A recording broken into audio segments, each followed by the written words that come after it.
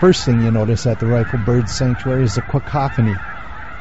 Whether it's from the hordes of ducks scrabbling for a handful of grain or swirling flocks of snow geese heading out under the leaden Vancouver sky to feed, the Reifel can be a pretty noisy place.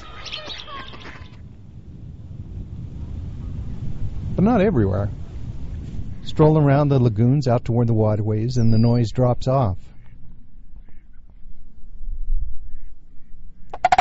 You'll see songbirds, blue herons, sandhill cranes, maybe a peregrine falcon.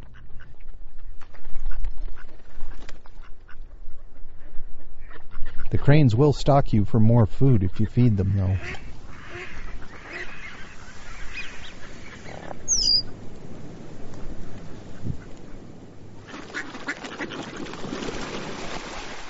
The ducks, the mallards, the pintails, the widgeon, a few coots as well. They're everywhere.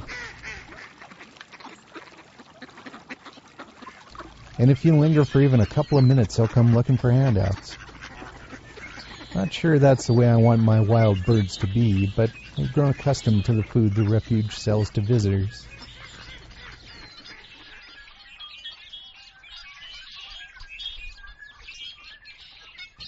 Still, it's a mostly tranquil place. And if you didn't have to drive through all the urbanity surrounding it, once you're here, you'd almost never suspect that there were around 3 million other people fairly close by.